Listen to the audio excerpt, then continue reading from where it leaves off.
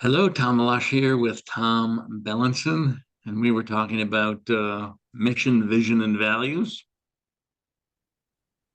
And I was reading Magat Wade's book this weekend about called like Heart of a Cheetah. She's a fairly famous entrepreneur and businesswoman who was one of the first to really go back to her native country in Africa and choose to build a brand from like the native drinks she loved growing up with in Senegal and bring to the American market with hibiscus and other flavors. And we've been talking about intentional culture with mission, vision, and values. And like one of her core key missions was for her business was to create jobs in Africa, in our native country, for women growing hibiscus. It was a key mission for her.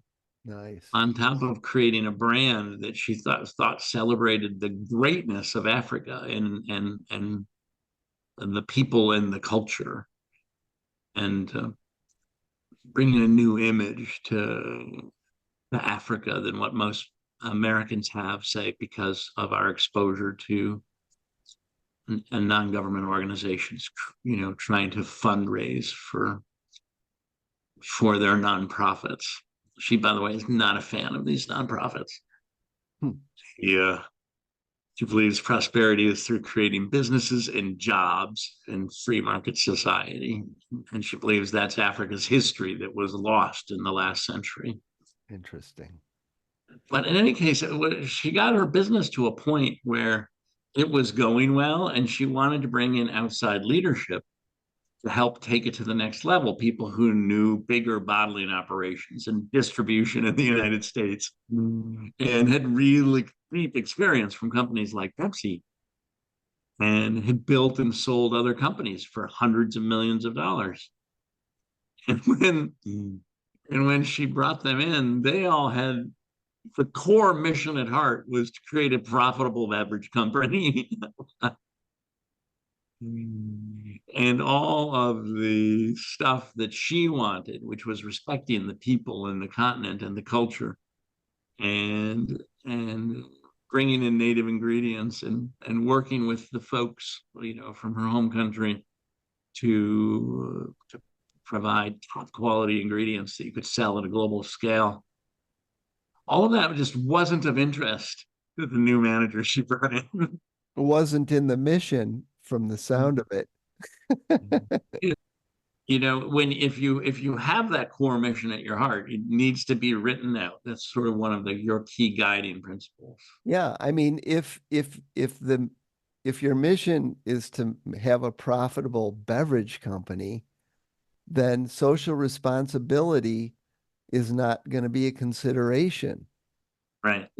If your mission is to have a community-focused, socially minded, profitable beverage company, then those things will matter to anybody who shows up because it's right there in the mission. Right. Right. And when you get your outside investors, for the most part, as you start to get, say, traction on your company, your outside investors are going to be really just interested in bottom line profits for the most part.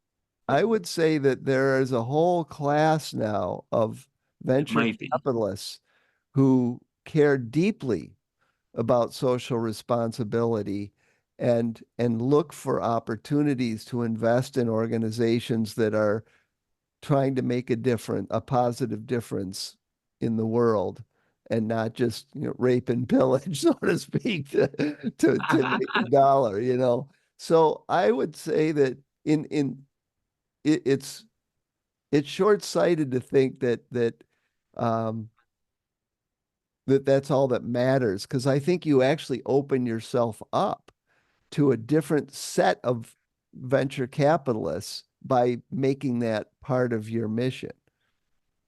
Well, and it can even be in your structure, because I know from one company I worked at, that was there's other types of now structures of corporations that are still for profit corporations, but let you state that you have a social mission as a key part of An how you're, actual legal, it's an actual legal designation in the United States.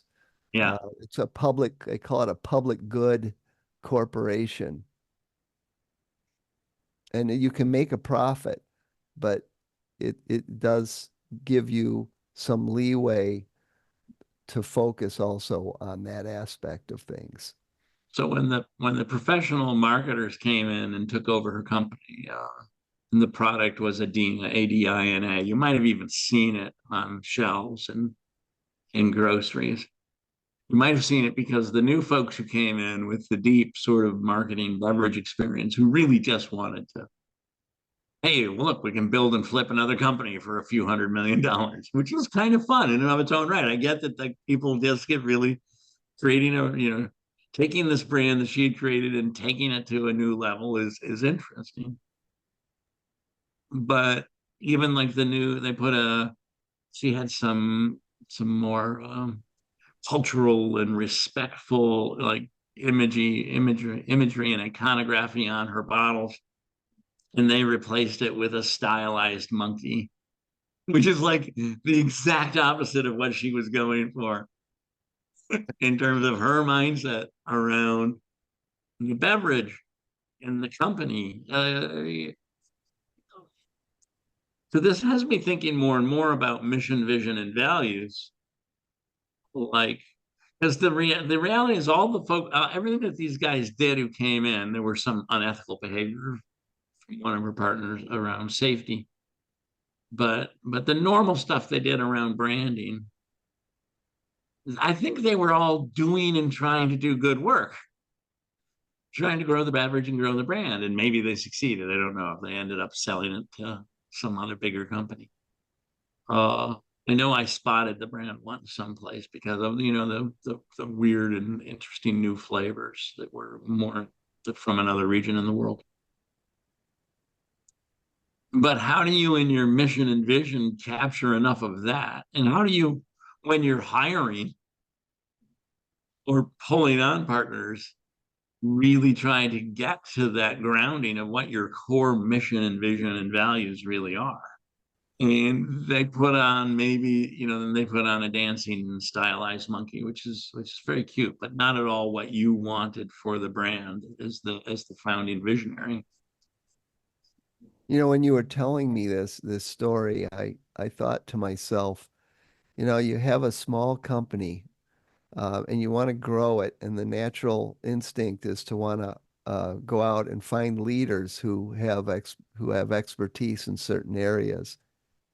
And on the surface, that makes sense. But if you think about it, the leaders aren't the ones that actually know how to do these things. They know how to guide an organization that does these things.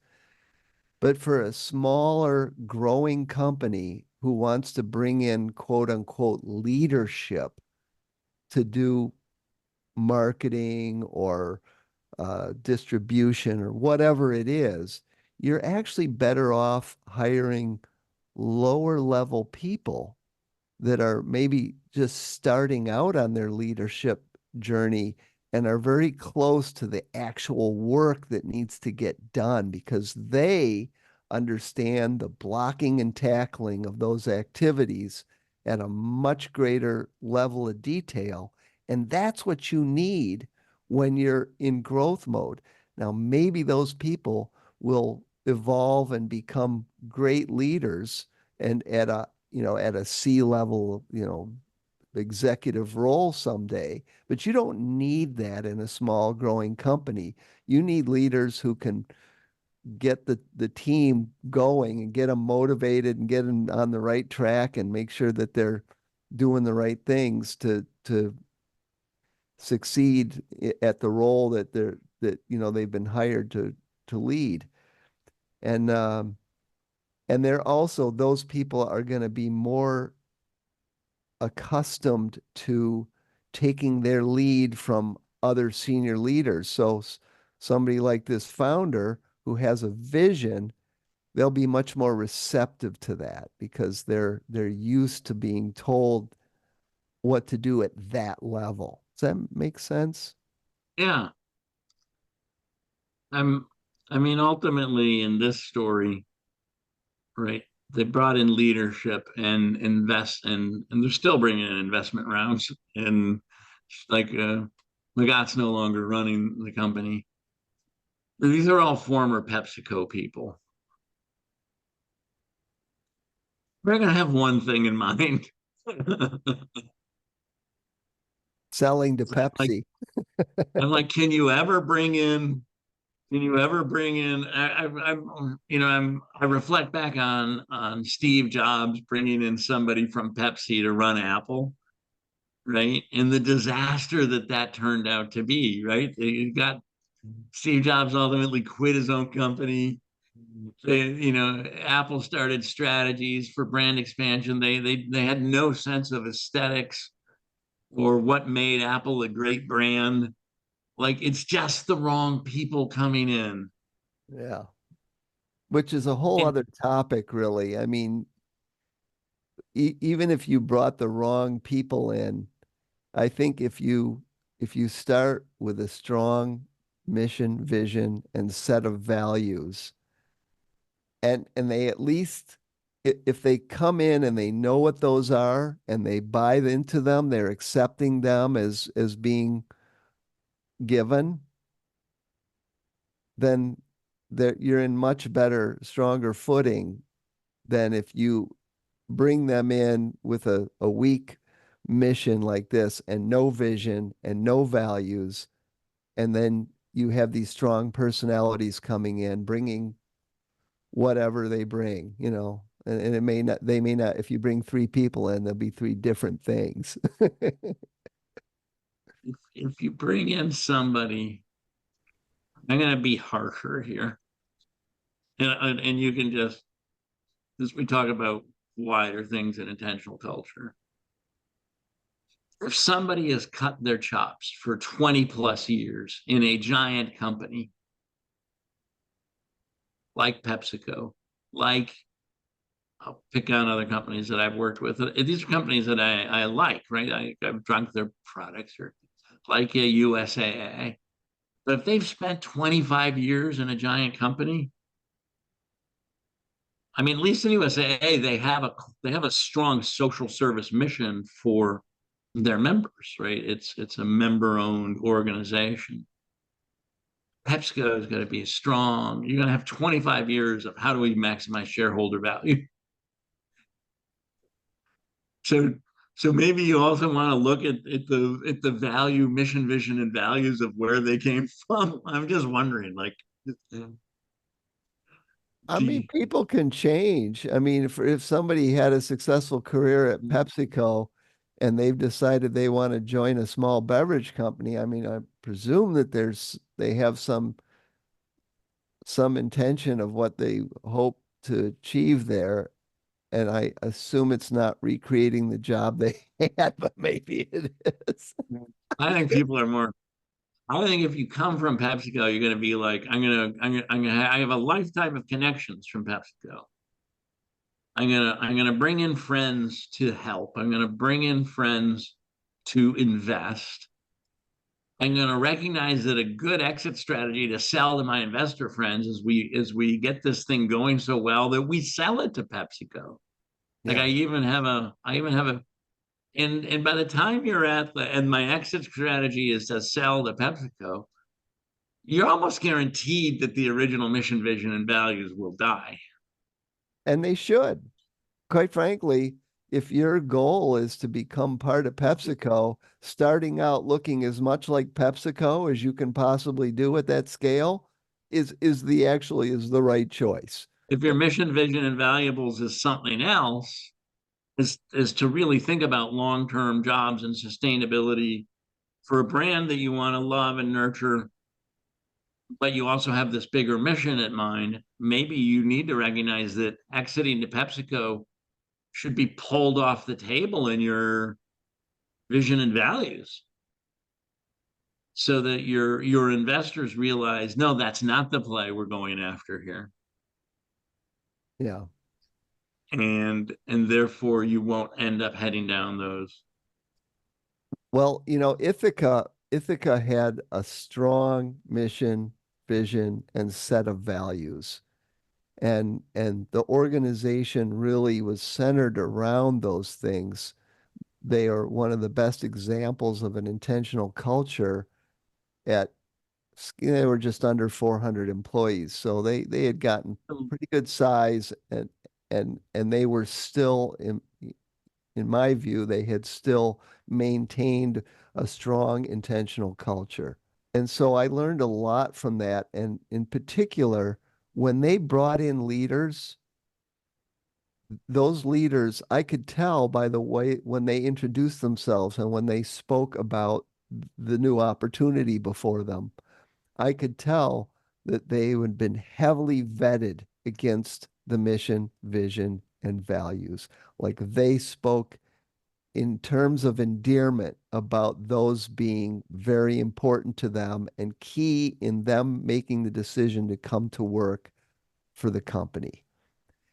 And I think that that's very telling that if you start with a strong mission, vision, and set of values, when you vet people coming in, if they don't embrace them and think, wow, this is fantastic, this is what I've been looking for, if those things don't speak to them, don't hire them. I don't care how much skill and experience and connections and whatever they have, they'll be disruptive. I think this is really hard to determine. Values tell you how you're going to Hmm. get there. They speak to the day-to-day behaviors that people will have in the way they conduct their business towards that vision. And that's a tall order, for a set of values to be overarching guiding principles around like how you should behave and what kind of behaviors are highly valued and by virtue of that what kind of behaviors are not valued because if you for example say speed is very important, you're going to probably devalue some caution and taking time to really dig deep and think things through before you act. Uh, so it's a cultural difference in the way you would behave about making decisions and doing things at a very fundamental level. Um, in another company, avoiding risk might be so important that it's part of your values that you have always evaluate risk. And, it just depends on the kind of company you are. From like the story I told, there's a common value that we talk about in the Agile community.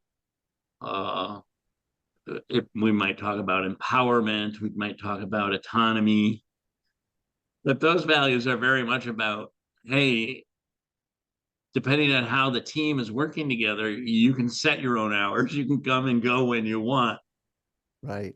you know. That would be like the value that we were basically manifesting at this organization. Yeah. And it's like, you're contractually committed to work 40 hours. So make sure you give us 40 hours and balance it out. But if 1 week you work 60 and the next week, this is to the extent that we man in the next week, you're like, I worked 60 last week. I'm gonna like work 30 this week and we're gonna call it equal. There are two values that I think ought to be universal. I think every company should pick these two values. Ithaca had these two values, and so I've had the experience of living them for many years, and I've come to really appreciate the power of them. One is trust, and the other is evidence. And trust is so powerful because all the things you just mentioned about, accountability and responsibility, all those are embodied in trust. Like if you trust somebody, you're not going to say, no, you can't come in on Friday, because you're basically saying, I don't trust that you're going to do the job.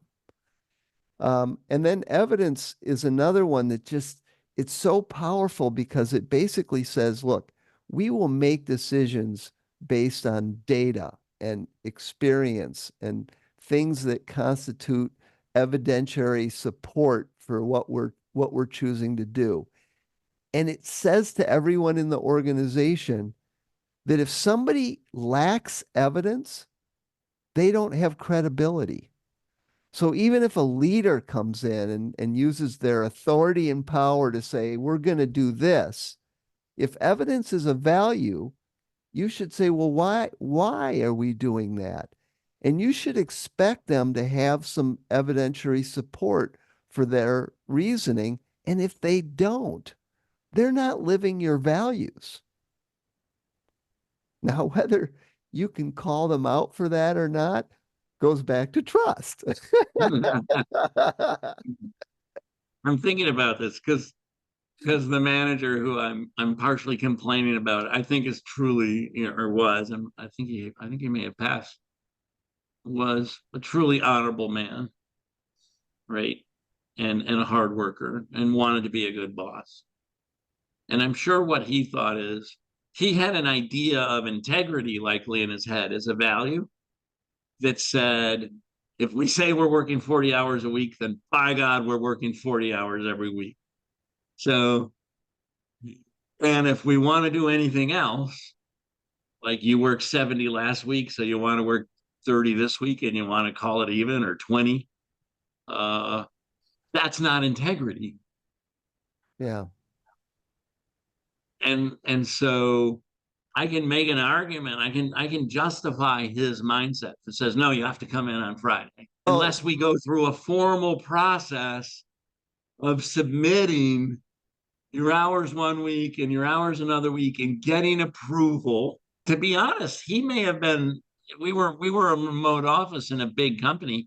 He may have been way more on track of how HR wanted to run things. well, and I would contend that there are other reasons why he might have balked at having someone taking time off. And that is, and if you think about it, the organization has some core hours that they expect employees to commit to. And when somebody is not there, their contribution is missed, and other people that rely on them will have to work around that. So Yeah, and you it's can not you just can have a asking, somebody to, oh, trust me, I'm gonna put in the hours. It's like you're actually going to affect the team when you're not there, yeah. and so And this is why it's hard, right? Because we had a culture where this wasn't a problem. We right. built with a really tiny team, freaking world famous product that did extremely well. But that culture even was unstated, Yes. And right? self-organizing teams is something that a lot of leaders aren't familiar with what that means. And so they may be acting in a very paternalistic way, trying to protect the team when in fact that's not necessary because the team knows how to take care of itself. And if the team says team says you can't take Friday off, we've got things going on and we need you here, that's different than a manager saying you can't take Friday off. Like, The team might say, not only don't take Friday off, but don't take any days off next week, but then take a whole week off to make right, up for your right, right? The team will be much more creative, right. and And but I understand that, the team will know what is reasonable and what isn't. yeah, The manager is just sort of looking at it writ large and saying, this we don't want to create a culture where people can just come and go as they please because that could negatively affect the team. And they're not wrong. right. But in a The team culture where already team The has team that. already had that culture. Interesting. I love this idea of hitting some of these past experiences in these calls and talking about mission, vision, values, culture, when it really worked for us and when it didn't, and when it worked and when it stopped working. And it's all good. But hey, if we want to be more intentional about it for wherever phase we're in right now, we can be more intentional about this. We can make it. Making something of value elevates its importance in a way that nothing else can. Like just having somebody beat on you and tell you, do it this way, do it this way, it doesn't have the same weight and power of these are values that we live by in this Yeah. organization for time immemorial. That's powerful. Yeah. But you Now have to the choose world of wisely. You technology can't, changes and but you your can't value may have, change, but that's a big discussion to change a value. yeah, that's what I was Not like. not And, something a random manager coming in can change. right. And the other thing is you can't have 20 of them. Like Yeah. you, I think the the ideal number for a set of values is probably somewhere between 4 and 6. Doesn't mean you can't have 8 or 3, but like if once you get past 6 values, they can start to conflict. They can, you have to remember them all. It gets more complicated. It Yeah. it can be done. It's not like it's not a hard rule. I'm just the human mind can only process so much at one time. So you have to choose wisely. All right. Well, thanks for the conversation, Tom. Interesting as always. I will look forward to capturing our next conversation. Yeah, always a good time. Thanks. Okay, everybody. Bye.